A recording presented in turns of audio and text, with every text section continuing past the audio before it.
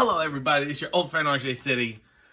I cannot waste any more time. Let's take a look at what we've opened so far. It's the cover has almost come off the whole box.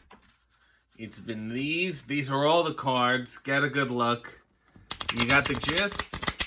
Don't those sound like a bunch of doubles? I'm slowly losing my mind, but I will not give up. I don't even know what pack number this is.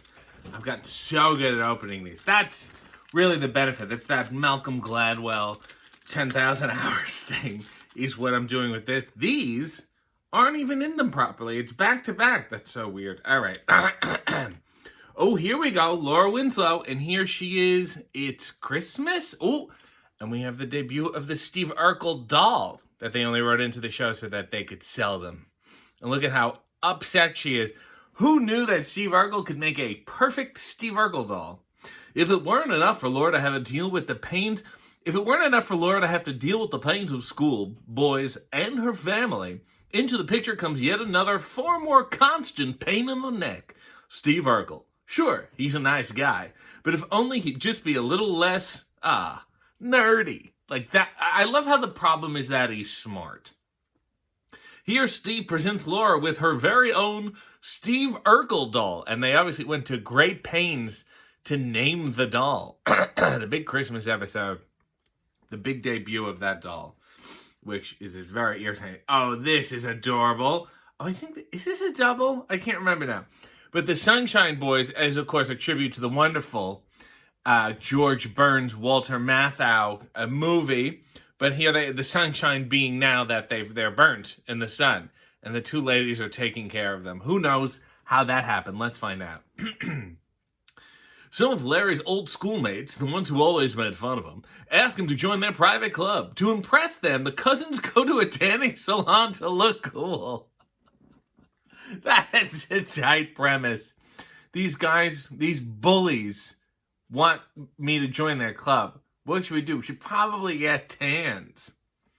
As if they just took an expensive trip. Oh, they're trying to make it look like, we went to Barbados. But then they both fall asleep in the tanning booth. That's so they just had to go to bed. And the girls have to apply lotion to soothe their burned faces. The Sunshine Boys. So much better than fucking Steve Urkel doll. Why are we talking about Family Matters when you got good shit like this?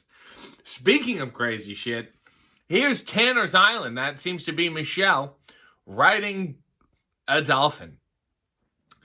All aboard. Here Stephanie gets a free ride. I'm sorry, that's Stephanie. Here Stephanie gets a free ride in a dolphin during the Tanner's vacation in Hawaii. In honor of Jesse and Joey being a part of the Tanner family for 2 years. That's an uncle-versary? That's very bizarre.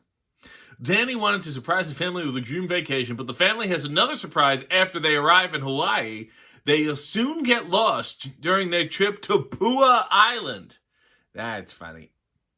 No life jacket, setting a horrible, horrible, disgusting example. Oh, look at how much safe at home. Look at Mark Lynn-Baker and how classy he's dressed. This is a very modern look. And I've always said Mark Lynn-Baker is timeless.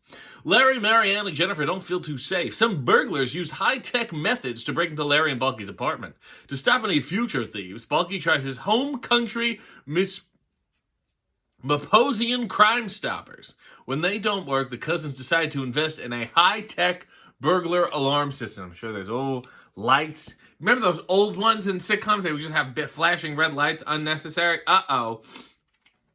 This one's called The Crash Course. Reginald Velvet Johnson, who previously played, I believe, a driving instructor in a movie that I can't remember the name of, does not seem too happy. I think this one has to do with driving. Let's find out. Sometimes Urkel risks life just to make friends. Here, Steve gets yelled at by Carl after he admits to driving the Winslow car through the living room.